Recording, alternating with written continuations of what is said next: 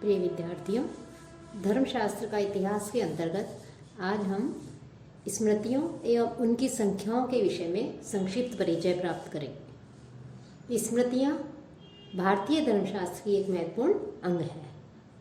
महत्व की दृष्टि से देखें तो स्मृतियाँ वेदों के बाद दूसरे स्थान पर आती हैं और स्मृति की व्युत्पत्ति स्मृ प्लस तिन शब्द से हुई है और जिसका तात्पर्य है स्मरण एवं प्रत्यय स्मरण। स्मृति स्मरण का विषय है और यह परंपरागत रूप से चला आ रहा धार्मिक साहित्य है। तैत्तिरीय आरण्यक में भी स्मृति शब्द आया है और सामान्य अर्थ में स्मृति और धर्मशास्त्र इनमें कोई भेद नहीं है। स्मृति शब्द का प्रयोग श्रुति से विपर्याय प्रदर्शित करने के लिए किया गया है और श्रुति से तात्पर्य वेद से, अर्थात श्रुति से वेद का अर्थ लिया जाता है कि प्राचीन काल में जब लेखन परंपरा विकसित नहीं थी या लेखन परंपरा का श्री गणेश नहीं हुआ था, उस समय जो ऋषि और महर्षि होते थे वो अपने शिष्यों को जो ज्ञान प्राप्त करते थे वो उन्हें ज्ञान देते थे और वो उसको श्रवण करके उसको कंठस्थ करते थे। अर्थात ऋषियों एवं महर्षियों के द्वारा जो अर्जित ज्ञान है वो अर्जित ज्ञान वो ऋषि और महर्षि शिष्यों को कंठस्थ करा देते थे। इसलिए गुरु के द्वारा शिष्य को और उसके पश्चात जिस शिष्य ने गुरु से ज्ञान प्राप्त किया है उस शिष्य के द्वारा अपने शिष्य को सुनाकर कंठस्थ करा दिए जाने के कारण इन्हें श्रुति परंपरा का ग्रंथ माना गया है। और इस परंपरा में चारों वेद आते हैं, लेकिन स्मृति शब्द का प्रयोग श्रुति अर्थात ऋषि प्रकाशित एवं ऋषि दृष्ट वाङ्मय से भिन्न जो साहित्य है उसके लिए हुआ है, जिसका तात्पर्य स्मरण से लगाया गया है। स्मृति का श्रुति अर्थात श्रवण परंपरा के विषय से हम स्पष्ट भेद कर सकते हैं और स्मृति जो है वो सीधे स्मरण शक्ति से संबद्ध है और इसके लिए किसी विशेष शिक्षा या साधना की आवश्यकता नहीं पड़ती। स्मृति शब्द जो है उसका प्रयोग पारिभाषिक और सामान्य दोनों अर्थों में किया जा सकता है। स्मृति के लिए जो गौतम और बोधायन है उन्होंने इसको वेद के जानने वालों का स्मरण माना है और जो मनु है उन मनु ने भी स्मृति का अर्थ वेदज्ञों का स्मरण माना है और उसका प्रयोग धर्मशास्त्र के अर्थ में किया है। भारतीय हिंदू जो धर्म है उसके भी जो दो मूल आधार हैं श्रुति एवं स्मृति, ये दोनों ही परस्पर एक दूसरे के पूरक एवं संबद्ध है। श्रुति से जैसा कि हम बता चुके हैं, श्रुति शब्द से वैदिक साहित्य का बोध होता है और जो स्मृति शब्द है उस स्मृति शब्द से धर्मशास्त्र का बोध होता है या स्मृति साहित्य का बोध होता है। श्रुतिस्तु वेदो विज्ञेयो धर्मशास्त्रम तु वै स्मृति। स्मृति पीवी काणे जो है उन्होंने स्मृति का अर्थ व्यापक रूप में लिया है। उनके अनुसार स्मृति का तात्पर्य वेद वाङ्मय से इतर जो ग्रंथ हैं जैसे पाणिनीय व्याकरण, श्रोत सूत्र, ग्रह्य सूत्र और धर्म सूत्र, महाभारत, मनुस्मृति तथा याज्ञवल्क्य स्मृति और जो अन्य ग्रंथ हैं उन ग्रंथों से स्मृति शब्द का उन्होंने तात्पर्य लिया है। लेकिन सामान्यतः स्मृति का तात्पर्य संकुचित अर्थ में केवल स्मृति ग्रंथों से ही लिया जाता है, जैसे मनुस्मृति, याज्ञवल्क्य स्मृति, पराशर स्मृति आदि। अब जहाँ तक स्मृतियों की बात है, उन स्मृतियों में कि जो लोक है, लोक में स्मृति शब्द धर्मशास्त्र तक ही सीमित अर्थ का बोध कराता है। इसलिए कहा गया है धर्मशास्त्रम तु वै स्मृति। और धर्मशास्त्र उस शास्त्र को कहते हैं जिसमें मुख्यतः वर्ण व्यवस्था, आश्रम व्यवस्था, सृष्टि रचना का वर्णन, राजधर्म, सामाजिक व्यवस्थाएं आदि का वर्णन होता है। अब स्मृतियों की संख्या जो है उस संख्या के विषय में भी मतभेद है कि स्मृतियों और स्मृतियों की कारों कौन कितने हैं, कितनी स्मृतियां हैं, कितने स्मृतिकार हैं, इनकी संख्या के विषय में बहुत अधिक मतभेद है, विवाद है। जो गौतम है उन्होंने स्मृतिकार के रूप में केवल मनु का नाम लिया है। बोधायन ने अपने अतिरिक्त 7 धर्मशास्त्रकारों के नाम लिए हैं।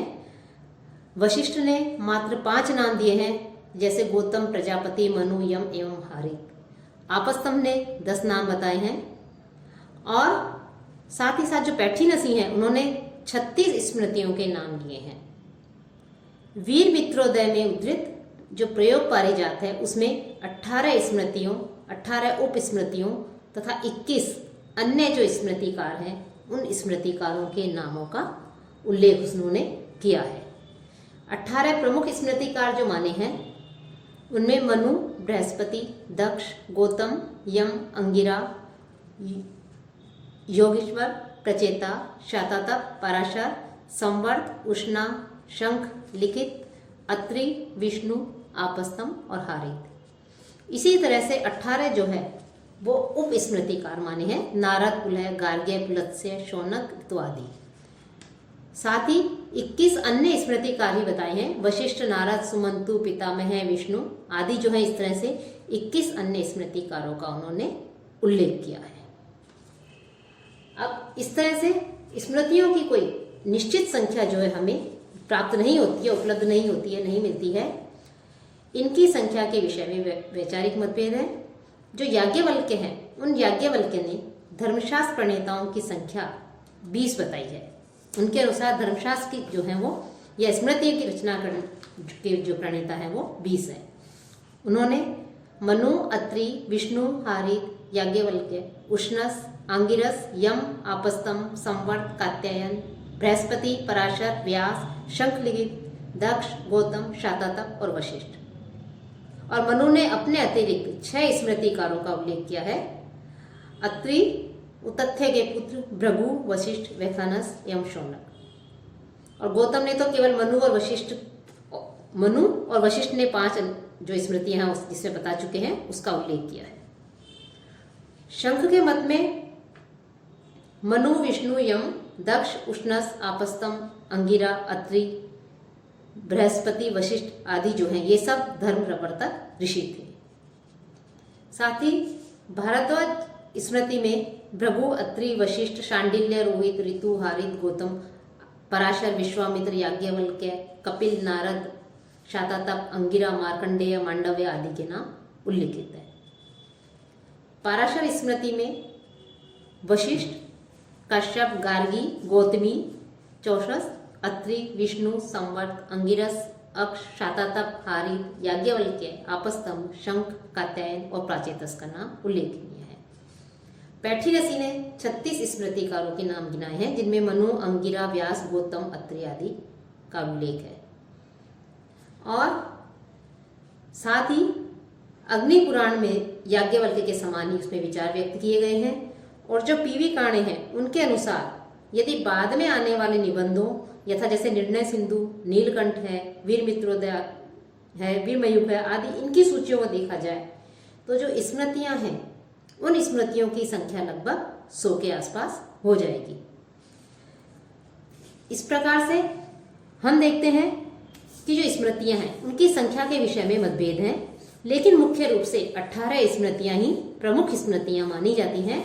उनमें मनु स्मृति, याज्ञवल्क्य स्मृति, अत्रि स्मृति, विष्णु स्मृति, हारित, उष्णस, अंगिरा, यम, कात्यायन, बृहस्पति, पराशर, व्यास, दक्ष, गौतम, वशिष्ठ, नारद, भृगु स्मृति और आपस्तम्भ स्मृति ये इन 18 के अंदर ये समाविष्ट हैं।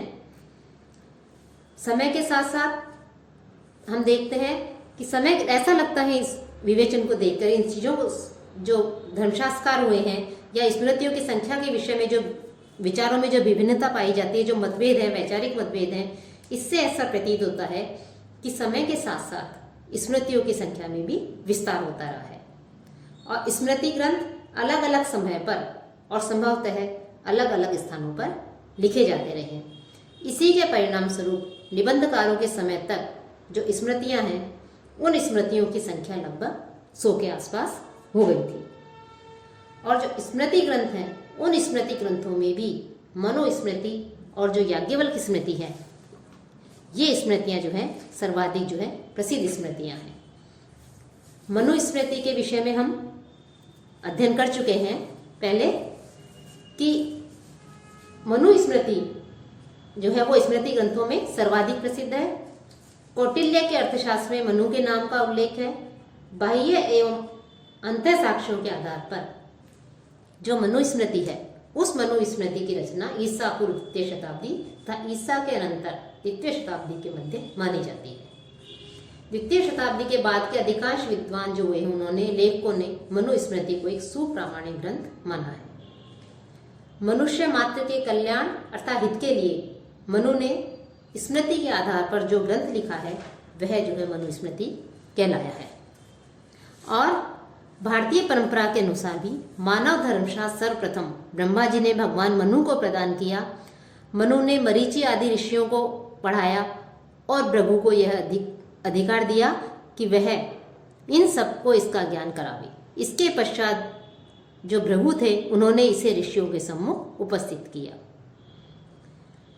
अब जो मनुस्मृति है, उस मनुस्मृति की प्रतिपाद्य विषय वस्तु क्या है कि मनुस्मृति जो है उसको भारतीय जीवन दर्शन में प्रमुख स्थान प्राप्त है।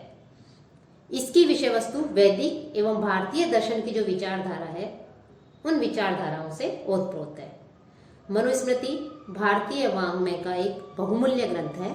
इसमें 12 अध्याय हैं और ये जो 12 अध्याय हैं इसमें पहले अध्याय में वर्ण धर्म की शिक्षा के लिए ऋषि जो है वो मनु के पास जाते हैं और मनु के द्वारा सृष्टि रचना का उन्हें के विषय में बताया जाता है, उसका विवरण, विराट की उत्पत्ति, मनवंतर प्रलय का विस्तार, चारों युगों में विभिन्न धर्म एवं लक्ष्य आदि का वर्णन है।